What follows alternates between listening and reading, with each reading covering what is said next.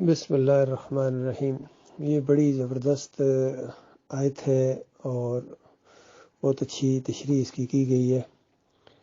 اعوذ باللہ من الشیطان الرجیم، بسم اللہ الرحمن الرحیم۔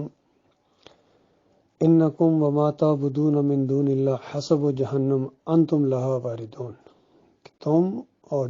جن کی تم بندگی کرتے ہو اللہ کے علاوہ، تم سب کو جہنم کی آگ کا ایندھن بننا ہے۔ تو اس پر ایک صاحب نے،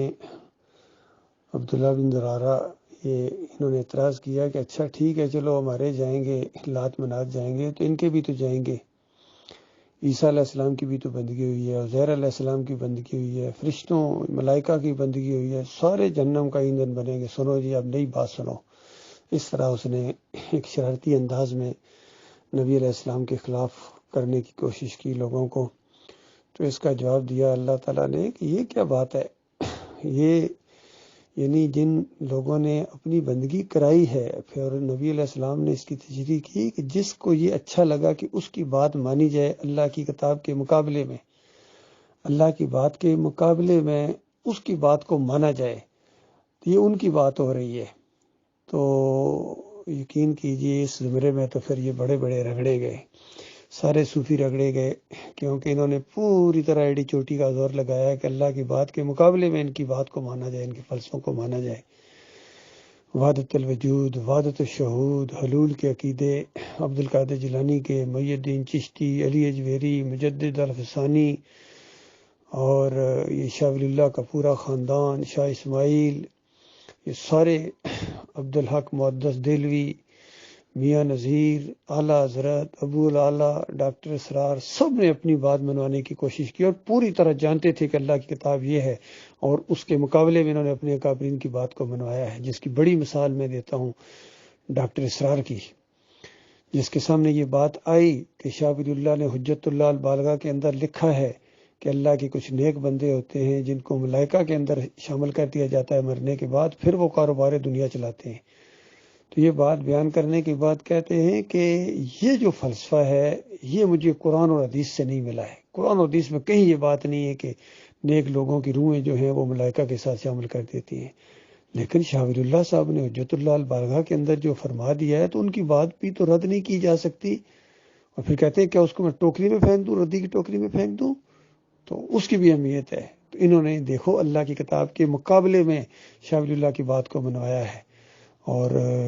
دوسرے لوگوں نے اسی طریقے سے، جس طرح محمد حنیف نے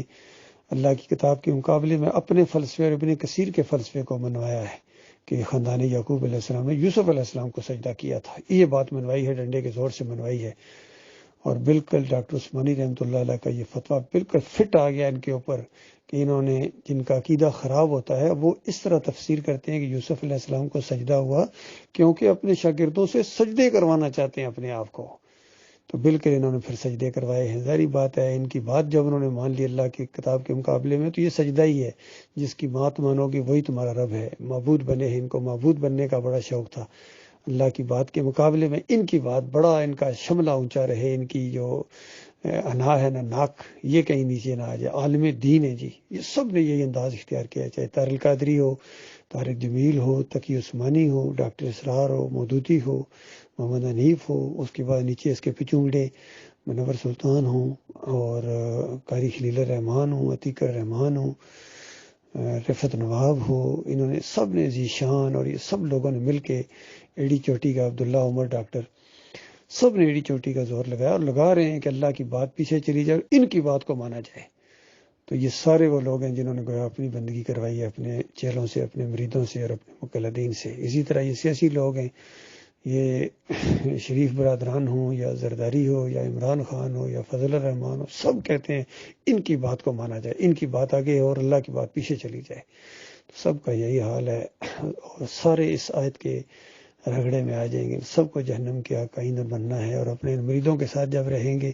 تو ان کو اور زیادہ ذلت ہوگی، اور مرید ان کو لان تان کریں گے، ان کے اوپر آوازیں کسیں گے اور کہیں گے بھئی مانو تم نہ ہوتے تو ہم مومن ہوتے، اور کبھی اللہ سے فریادیں کریں گے یا اللہ ان کو دگنا عذاب دے، انہوں نے ہمیں ایمان آنے کے بعد پھر کفر شرک کی دلدل میں پھنسا دیا تھا، ان کو دوہرا عذاب دے۔ اور کہیں اللہ سے فریادیں کریں گے کہ یا اللہ ان کو ایک دفعہ ہمارے قابو میں کر دیں، ہم ان کو پاؤں کے نیچے مسل دیں ان کو بے ایمانوں کو، تاکہ خوب عذاب کا مزہ چکھیں۔ کبھی کہیں گے یا اللہ ان پر لعنت کر، اور بہت بڑی لعنت کر، اندازہ لگائیے ان کے اندر سے کتنا غصہ نکلے گا۔ حالانکہ لعنت بذات خود کیا کم چیز ہے، اتنی بات نہیں کہیں گے یا اللہ ان پر لعنت کر، کہیں گے یا اللہ لعنت کر، اور لعنت کبیرہ، بہت بڑی لعنت ان کے اوپر کر، انہوں نے کتنا غدر کیا تھا اور اللہ کی کتاب کے مقابلے میں انہوں نے اپنی بات چلوائی تھی یا اپنے اکابرین کا دفاع کیا تھا۔ ان ظالموں کے دلوں میں اللہ کا کوئی وقار نہیں تھا، لیکن یہ ان کے جھگڑے ہمیشہ ہمیشہ کے لیے ہوتے رہیں گے، اس کی وجہ سے واپس نہیں آئیں گے۔ اور ان مریدوں کی وجہ سے، مقلدین کی وجہ سے، ان عوام اور رعایا اور جوانوں کی وجہ سے، ان بڑے بڑے افسران کے اوپر اور آگ جب برسے گی تو ان کو اور غصہ آئے گا کہ یہ بھی یہاں آ گئے ہیں، سارے اکٹھے ہیں۔ تو یہ کچھ ہونے والا ہے۔ اللہ کے بندو آج موقع ہے، توبہ کرو شرک سے، ہر قسم کے شرک سے، شرک کی ایک ایک قسم کو پہچانو، واسطے وسیلے کے شرک سے، پکاروں کے شرک سے، نظر و نیاز کے شرک سے، رکوع اور سجدے کے شرک سے، تعویذ گنڈے کے شرک سے، جمہوریت کے شرک سے،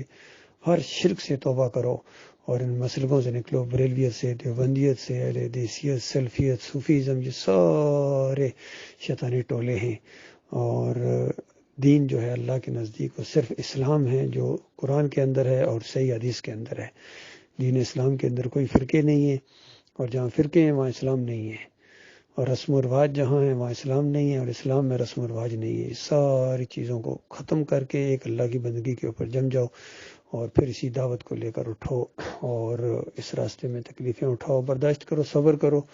اور پھر صبر کی تلقین کرو اپنے بھائیوں کو، لیکن کام نہیں چھوڑنا ہے۔ آخری سانس کے بعد آپ کو منزل ملے گی، اور اس کے بعد ساری تھکن دور ہو جائے گی انشاءاللہ۔